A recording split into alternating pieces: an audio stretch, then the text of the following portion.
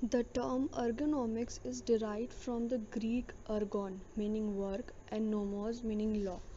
जो ergonomics है वो एक ग्रीक वर्ड है जिसमें ergon का मतलब होता है वर्क और nomos का मतलब होता है लॉ।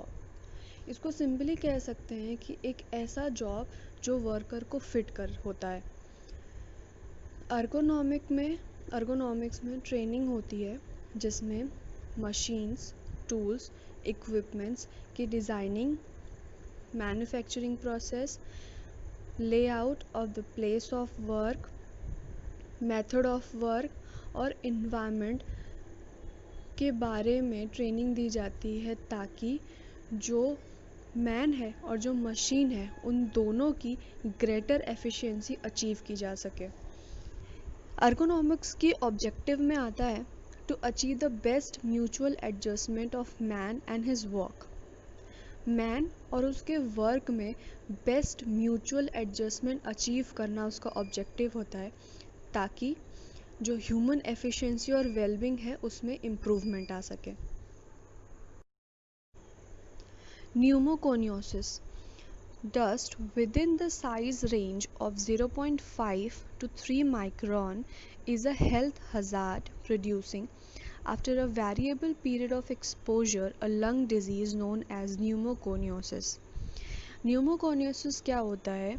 जो डस्ट की साइज़ है 0.5 टू 3 माइक्रोन, 0.5 से 3 माइक्रोन के साइज़ रेंज के जो डस्ट हैं अगर उनका एक वेरिएबल पीरियड तक एक्सपोजर होता है तो वो हेल्थ हज़ार्ड प्रोड्यूस करते हैं जिसको बोलते हैं न्यूमोकोनियोसिस, जो कि ग्रेजुअली मैन को क्रिपल कर लेता है और उसकी जो वर्किंग कैपेसिटी है वो रिड्यूस हो जाती है क्योंकि लंग फाइब्रोसिस और अदर कॉम्प्लिकेशंस हो जाते हैं उसको। फैक्टर्स जो अफेक्ट करते हैं वो हैं chemical composition, fitness, concentration of dust in the air, कितने कंसंट्रेशन डस्ट का कंसंट्रेशन कितना है एयर में, कितने देर का एक्सपोजर हो रहा है, that is period of exposure, and the health status of the person expose, जो पर्सन एक्सपोज हुआ है उसका हेल्थ स्टेटस कैसा है। Silicosis, it is caused by inhalation of dust containing free silica or silicon dioxide। Silicosis जो होता है वो इन्हेलेशन के वजह से होता है। अब किसका inhalation? Inhalation of dust, dust के इन्हेलेशन से, ऐसा डस्ट जो फ्री सिलिका कंटेन करता है या फिर सिलिकॉन डाइऑक्साइड कंटेन करता है। अब ऐसा डस्ट हमें मिलेगा कहाँ? माइनिंग इंडस्ट्री में, पॉटरी एंड सेरेमिक इंडस्ट्री में, बिल्डिंग और कंस्ट्रक्शन वर्क के साइट पे। The incidence of silicosis depends upon chemical composition of the dust, size of the particles, duration of exposure, individual susceptibility। Size range 0.5 to 3 micron का जो size range होता है वो बहुत ही ज़्यादा डेंजरस होता है। इंक्यूबेशन पीरियड की बात करें तो इसको कुछ महीने से कम 6 साल का एक्सपोजर चाहिए होता है डेवलप होने के लिए। ऑनसेट इसका इंसीडियस होता है। Pathophysiology, the particles are ingested by the phagocytes which accumulate and block the lymph channels। जो पार्टिकल्स होते हैं उनको फैगोसाइट इंजेस्ट कर लेता है और वो एक्यूमुलेट हो जाते हैं और लिम्फ चैनल्स को ब्लॉक कर देते हैं। डेंस नोडुलर फाइब्रोसिस होता है जो कि 3 से 4 मिलीमीटर का डायमीटर में होता है। क्लिनिकल फीचर्स में irritant cough, dyspnoea on exertion और चेस्ट पेन होता है। इन्वेस्टिगेशन में हम एक्सरे कराते हैं तो उसमें हमें स्नो स्टॉर्म अपीयरेंस मिलता है लंग फील्ड में और टोटल लंग कैपेसिटी मिलती है जो कि इम्पेयर्ड होती है। एंथ्राकोसिस, एंथ्राकोसिस को कोल माइनर्स न्यूमोकोनियोसिस भी बोलते हैं और ये 2 फेज़ में होता है। फर्स्ट फेज़ में सिंपल न्यूमोकोनियोसिस, थोड़ा सा वेंटिलेटरी इम्पेयरमेंट होता है और इसको डेवलप होने के लिए 12 साल का एक्सपोजर चाहिए होता है। सेकेंड फेज़ में प्रोग्रेसिव मैसिव फाइब्रोसिस होता है, सीवियर रेस्पिरेटरी डिसेबिलिटी होती है और प्रीमेच्योर डेथ भी हो सकती है। और ये जो सेकेंड फेज़ होता है एंथ्राकोसिस का, वो एक्सपोजर के रिमूवल के बाद भी डेवलप करता है। बिसिनोसिस बिसिनोसिस जो होता है वो कॉटन फाइबर डस्ट के इन्हेलेशन से होता है अगर लॉन्ग पीरियड ऑफ टाइम के लिए उसका एक्सपोजर हो तो। इसमें क्रॉनिक कफ, प्रोग्रेसिव डिस्निया जो कि एंड होता है क्रॉनिक ब्रोंकाइटिस और एम्फाइसीमा में। Bagasosis. It is caused by inhalation of bagasse और sugar cane dust. ये sugar cane dust या bagasse के inhalation से होता है। इसमें breathlessness, cough, hemoptysis और slight fever होता है। स्कियाग्राम एक टेस्ट है जो इसको चेक करने के लिए करते हैं, तो इसमें हमें लंग्स में मॉटलिंग दिखती है या फिर शैडो दिखता है। लंग फंक्शन इम्पेयर्ड हो जाता है। कॉम्प्लिकेशंस में डिफ्यूज फाइब्रोसिस हो सकता है, एम्फाइसीमा और ब्रोंकिएक्टेसिस भी हो सकता है। Asbestosis. Silica is combined with such bases as magnesium, iron, calcium, sodium, aluminium. Asbestos दो तरीके का होता है, एक सर्पेंटाइन और क्रायोसोलाइट वैरायटी, दूसरा एम्फीबोल टाइप। जो सर्पेंटाइन वैरायटी होती है वो 90% में हाइड्रेटेड मैग्नीशियम सिलिकेट पाया जाता है और एम्फीबोल टाइप में मैग्नीशियम बहुत कम अमाउंट में होता है। फॉर एग्ज़ाम्पल क्रोसीडोलाइट जो कि ब्लू कलर का होता है, एमोसाइट जो कि ब्राउन कलर का होता है और एंथ्रोफाइलाइट जो कि वाइट कलर का होता है। साइज इसका 20 to 500 माइक्रोन लेंथ और डायमीटर 0.5 to 50 माइक्रोन होता है। Asbestos cement, fire proof textiles, roof tiling, break lining etcetera ये सारी चीज़ों में यूज़ होता है। पैथोफिजियोलॉजी देखा जाए तो इसके डेवलपमेंट के लिए 5 से 10 साल का एक्सपोजर चाहिए होता है। बॉडी में एस्बेस्टोस इन्हेलेशन के द्वारा अंदर जाता है। जो फाइन डस्ट होते हैं वो एल्वियोलाई में डिपॉजिट हो जाते हैं, उनके वजह से पल्मोनरी फाइब्रोसिस होता है। पल्मोनरी फाइब्रोसिस जो कि लंग की डिजीज़ है, तो उसके वजह से रेस्पिरेटरी इनसफिशेंसी होती है और ये डेथ कॉज कर सकता है। फाइबर्स जो होते हैं इसके वो इनसोल्यूबल होते हैं और डिजीज़ एक्सपोजर के रिमूवल के बाद भी डेवलप करती है। एस्बेस्टोसिस के क्लिनिकल फीचर में डिस्निया आता है, क्लबिंग मिलता है फिंगर्स में, कार्डियक डिस्ट्रेस, साइनोसिस और कॉम्प्लिकेशंस में ब्रोंकस का कैंसर, जीआई ट्रैक्ट का कैंसर मिल सकता है। इन्वेस्टिगेशन में हम स्पूटम टेस्ट कराते हैं और एक्सरे कराते हैं। स्पूटम टेस्ट में हमें एस्बेस्टोस बॉडीज़ मिलती हैं which are asbestos fibres coated with fibrin, जो कि एस्बेस्टोस फाइबर्स होता है और उसके ऊपर फिब्रीन की कोटिंग होती है। एक्सरे में हमें ग्राउंड ग्लास अपीयरेंस देखने को मिलेगा lower 2/3 of the lung fields.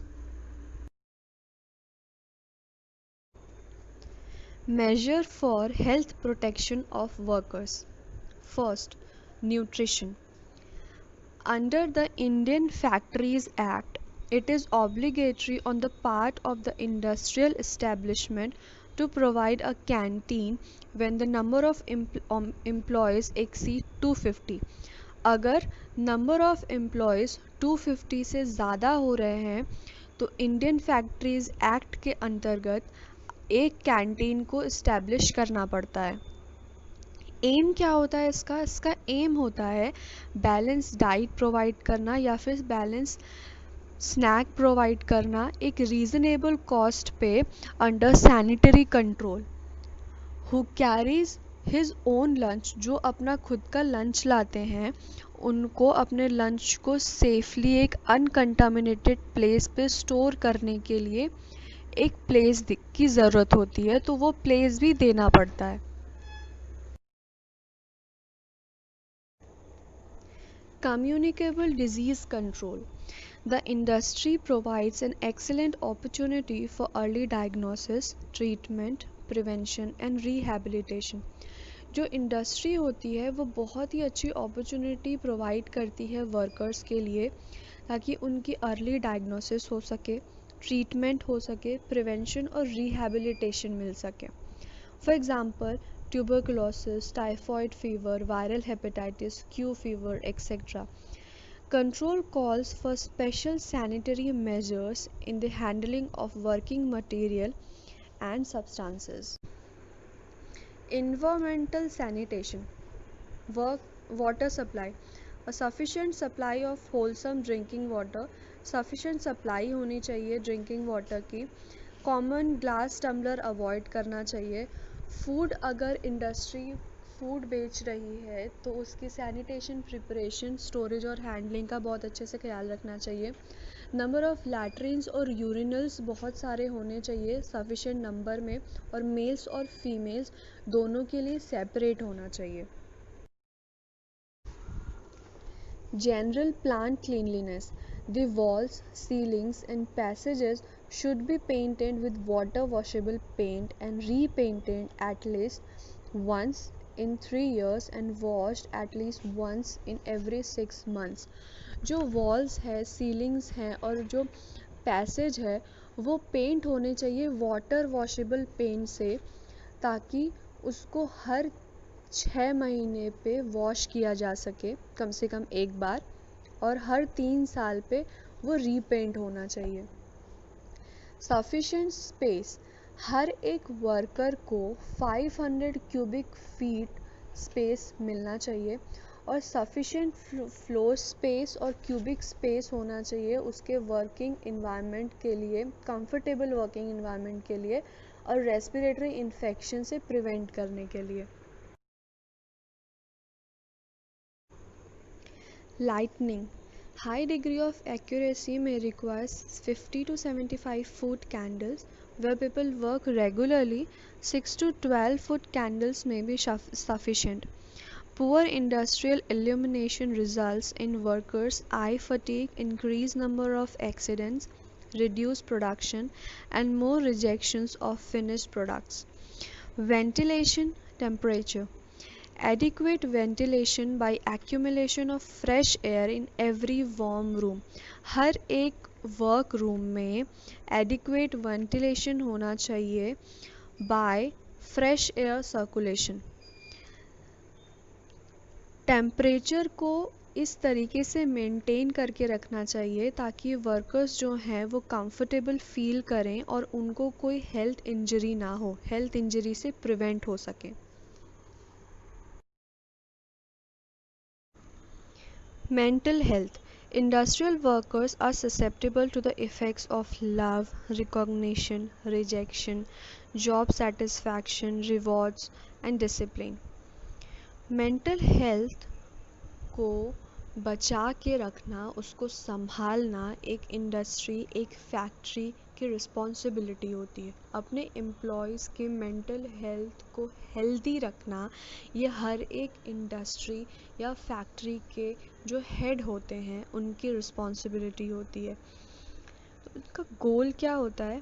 To promote the health and happiness of the workers. Workers की हेल्थ को प्रमोट करना और उनके हैप्पीनेस को प्रमोट करना।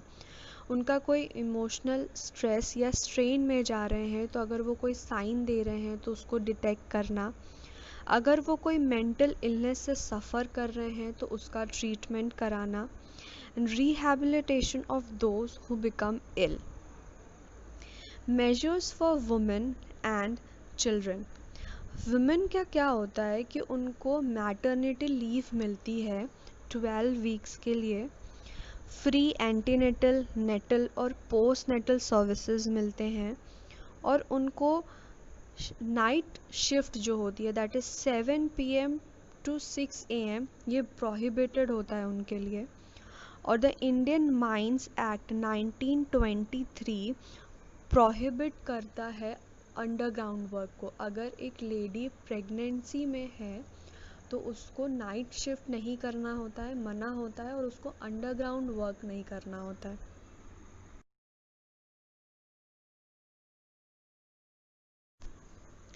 Children.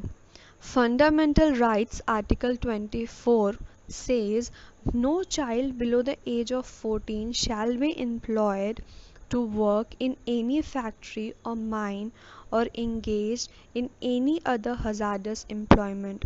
फंडामेंटल राइट्स आर्टिकल 24 कहता है कि 14 साल से कम उम्र के बच्चों को किसी भी फैक्ट्री या माइन में काम करने के लिए नहीं रखना चाहिए और कोई भी हजार्डस एम्प्लॉयमेंट में उनको इंगेज नहीं करना चाहिए। Health education. Health education in the industrial setting should be envisaged at all levels: the management, the supervisory staff, the worker, the trade union leaders and the community. Health education हर एक level पे लोगों को provide करना चाहिए, चाहे वो management पे हो, चाहे वो सुपरवाइजरी स्टाफ लेवल पे हो, जो वर्कर्स काम करते हैं उनके लिए, जो ट्रेड यूनियन लीडर्स होते हैं उनको एजुकेट करना चाहिए, और जो कम्युनिटी है जो वो चीज़ें खरीद रही है उसको भी एजुकेट करना चाहिए।